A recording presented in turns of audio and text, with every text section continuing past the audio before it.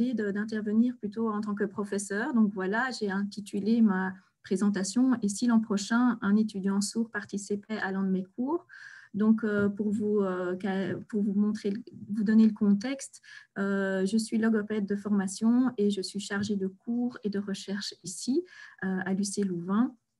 Et je suis également la responsable scientifique de la chaire UCL-IRSA, c'est-à-dire qu'il y a un partenariat entre l'Université catholique de Louvain et l'Institut royal des sourds et aveugles, qui est un centre spécialisé pour les enfants avec troubles sensoriels ou troubles d'apprentissage. Donc, je viens ici en tant que professeur pour un peu, sur base de tout ce qu'on a raconté ce matin, faire un petit peu le mot de la fin. En tout cas, je vais essayer de faire ce que je peux. Ce que j'ai retenu et ce qui m'a frappé, en plus de plein d'autres choses que j'ai vécues ce matin, parce qu'évidemment, j'avais eu au préalable quelques documents avant, mais tous les échanges, je ne les avais pas eus. Donc, moi, je voulais juste insister sur le fait que j'ai vraiment l'impression, et tout ce qui a été dit aujourd'hui, je trouve que les conseils que les personnes sourdes, les étudiants sourds ont donnés aujourd'hui sont vraiment des conseils qui sont pour moi tout à fait pertinents pour tous les étudiants et pour tous les professeurs. Et je pense qu'il est vraiment indispensable de les prendre en compte. Tout simplement, un étudiant disait qu'il est important d'utiliser le micro et d'éviter les bruits de fond. Mais voilà, que l'on soit sourd ou que l'on soit tout simplement distrait ou ayant des difficultés à se concentrer, avoir un auditoire qui est calme, je pense que c'est essentiel. Et un micro qui fonctionne bien, je pense que ça ne peut qu'aider l'étudiant à rester attentif.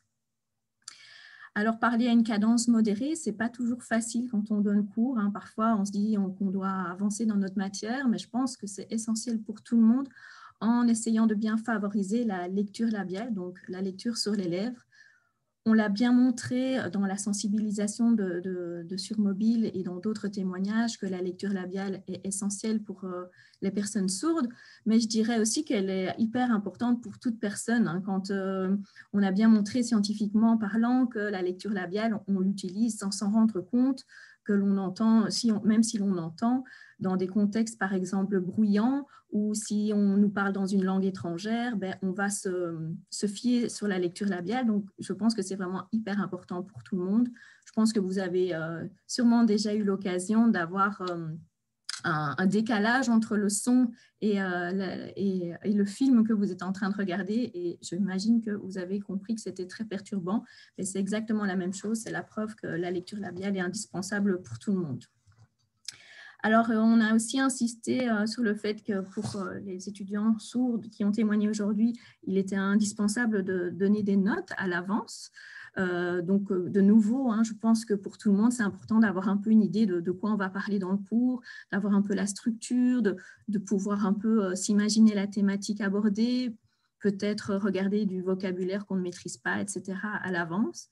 Et donc, c'est sûr qu'on essaye, en tant que professeur, de proposer un PowerPoint qui est structuré et qui est visuel. Je pense qu'en tout cas, c'est essentiel.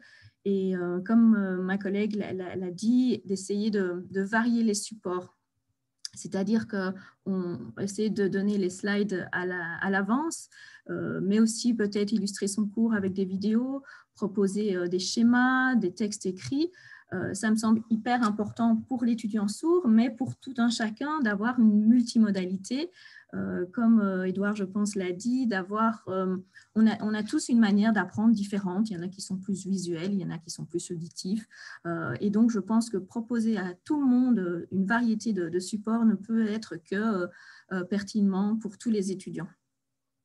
Et puis, j'ai appris beaucoup de choses aujourd'hui pour tout ce qui est outil de transcription qui permet à la fois une transcription en direct ou une transcription différée, qui offre la synthèse vocale, qui peut être très utile pour les personnes déficientes visuelles également. Donc voilà, je pense que tous les conseils qu'on a donnés ce matin, ce sont vraiment des conseils pour tous les étudiants et pour tous les professeurs. Et je pense que, comme on l'a déjà dit, je pense dans le chat, ce serait vraiment hyper intéressant et pertinent de pouvoir proposer ce genre d'échange avec dans tous les cadres, dans tous les cours ou en tout cas dans une majorité de cours.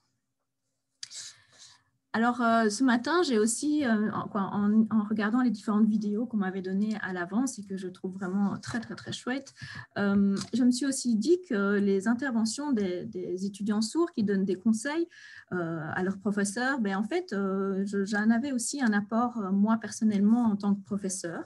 Donc, il y a un étudiant, par exemple, qui disait de privilégier le contact en direct.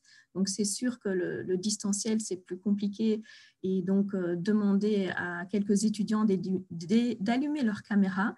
Mais je me suis dit, mais pourquoi je ne l'ai pas fait moi en tant que professeur? Parce que je viens de donner cours en ligne là, pendant 1 an. J'ai des grands auditoires de 100, 150 étudiants. Et donc, c'est sûr qu'ils n'ont pas l'habitude de mettre leur caméra. Et je me suis dit, mais pourquoi est-ce que je n'ai pas demandé ça? Parce que c'est tellement plus agréable de pouvoir communiquer avec quelqu'un, de pouvoir échanger, de pouvoir voir qu'il y a quelqu'un devant nous. Alors, j'ai eu la chance de pouvoir donner 3-4 cours, je crois, en comodal. Donc, je l'ai fait dès que j'ai pu. Donc, j'étais en auditoire avec quelques étudiants devant moi et les autres me suivaient à distance. Mais c'est tellement plus agréable d'avoir aussi quelqu'un devant soi. Et si en plus de ça, on peut aider les étudiants pour qui c'est un contexte qui est préférentiel, je pense qu'on doit vraiment le faire et privilégier le présentiel dès qu'on peut. C'est riche pour les étudiants, en tout cas pour ceux qui en ont besoin, qui le souhaitent. Et puis, c'est riche pour le professeur de ne pas être tout seul devant son écran. C'est en plus très fatigant, comme quelqu'un l'a dit, hein, donner cours sur son écran tout seul, c'est vraiment fatigant et on se sent bien seul. Et puis, je trouvais aussi pour le professeur, c'était très riche d'avoir dans son auditoire un étudiant sourd. Par exemple, j'ai déjà eu l'occasion d'avoir 2 étudiantes sourdes dans mes cours. Donc, je suis un peu biaisée dans ce que je raconte ici parce que j'ai quand même un petit peu anticipé. Mais ça s'est très, très bien passé. Il y avait d'une part, une fois, une interprète et dans une autre part, il n'y avait pas d'interprète, mais juste quelques aménagements. Et c'est vraiment très riche de pouvoir les faire intervenir. Je donne cours en partie sur la déficience auditive et visuelle chez l'enfant. Donc, évidemment, avoir un étudiant sourd dans l'auditoire, ça peut être très enrichissant pour les autres et ça permet aussi d'offrir un autre point de vue, une autre manière de voir les choses. Et c'est très, très riche, je trouve, qu'ils puissent intervenir. Et de manière générale, on en a parlé, on essaye vraiment de rentrer dans l'inclusion et le fait d'avoir un étudiant sourd ou déficient visuel ou autre dans notre auditoire, ça permet de sensibiliser tout l'auditoire à la différence et même à la culture. Hein. Il y a la culture sourde, c'est important de pouvoir en parler. Puis il y a une autre manière de voir des choses et de percevoir les choses. Donc, je trouve que c'est aussi une opportunité pour le professeur d'avoir un étudiant qui a une problématique spécifique dans son auditoire. Et puis, je terminerai tout simplement par dire que j'ai aussi appris plein de choses et que je me dis que si j'ai encore à nouveau un étudiant sourd ou avec un autre profil dans mon auditoire, il y a des choses que je devrais encore plus, auxquelles je devrais encore faire plus attention et qu'en tant que professeur, on devrait peut-être plus se cibler. D'une part, c'est la cadence. C'est sûr qu'on est parfois parti dans notre cours et on oublie de ralentir. Et c'est vrai que j'ai pour habitude, personnellement parlant, de donner pas mal de vidéos pour illustrer mes propos. Et du coup, je ne fais pas énormément de pauses parce que je trouve que la vidéo, je considérais que la vidéo, c'était un peu une pause, mais en effet, je me rends compte ici pour un étudiant sourd qu'une vidéo ne sera pas une pause, ce sera tout aussi fatigant et donc je dois faire attention à ça, de pouvoir aussi prendre l'air à certains moments. Donc, c'est des choses que j'ai retenues. De sous-titrer les vidéos que je propose. Alors, j'en ai qui sont sous-titrées, mais pas toutes, donc ce serait important de le faire. Et j'ai mon collègue ici qui m'a donné plein de pistes pour pouvoir les faire. Donc, ça, c'est vraiment, concrètement parlant, je vais devoir me former au niveau technologie.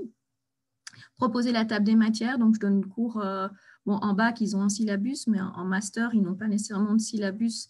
Et donc, au moins, proposer la table des matières, même si j'essaye d'être très structurée, ce serait bien de leur proposer la table des matières à l'avance. Et puis, toute cette prise de notes, j'ai été très contente d'entendre les témoignages de Tristan et Chloé. Je trouve que c'est vraiment une une suggestion hyper pertinente. D'une part, pour l'étudiant lui-même, hein, comme Chloé l'a dit, je trouve que c'est riche pour lui en termes d'échanges, en termes de rencontres. Et puis, le fait d'être assidu, ça le rend assidu. En tant que professeur, ça peut... On a envie que les étudiants soient assidus. C'est une manière qu'ils le soient en leur demandant d'être preneurs de notes. Et puis, je pense qu'à nouveau, c'est pertinent pour tout étudiant, pour l'étudiant sourd qu'on a ciblé ici, mais aussi on peut avoir dans son auditoire un étudiant dyslexique ou un étudiant avec des troubles de l'attention-concentration ou tout simplement un étudiant qui est difficile de se concentrer et de prendre note au vol ou qui est lent ou autre. Donc, je trouve que c'est vraiment à nouveau hyper intéressant pour tout étudiant.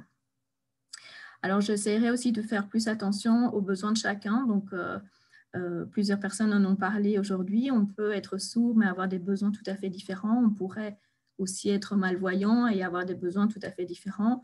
Donc, ce serait dans l'idée qu'on n'est pas toujours au courant en tant que professeur de qui on a devant nous.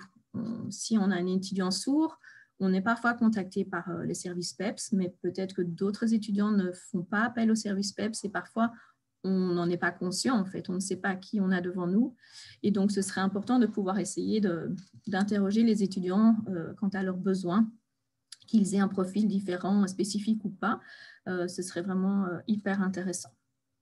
Par exemple, si on a un étudiant sourd, ça me semble hyper nécessaire de collaborer avec l'interprète pour pouvoir échanger et pouvoir s'ajuster. Et puis, dernière chose que je voudrais faire, maintenant que j'ai appris beaucoup d'éléments techniques, c'est me familiariser à ces outils pour pouvoir aider les étudiants à la prise de notes et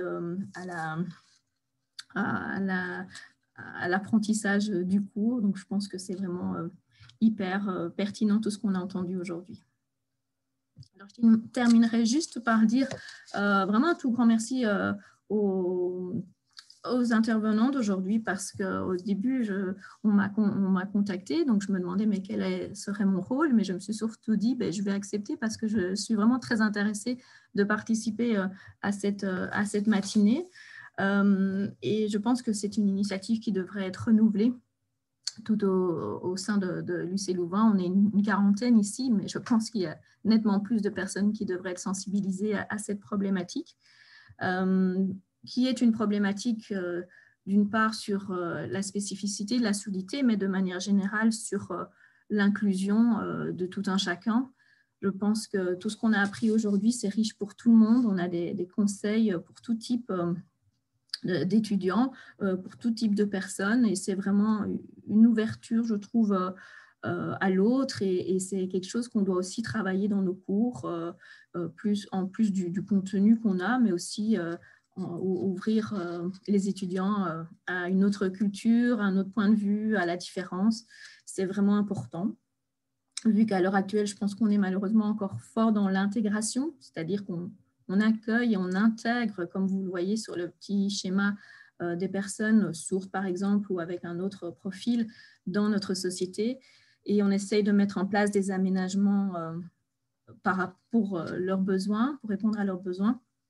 Mais on aimerait vraiment bien être dans l'inclusion où c'est quelque chose qui se fait spontanément et qui est plus global et qui est des aménagements qui se font spontanément, qui seraient du coup adaptés à tous et qu'on ne pointerait plus de manière plus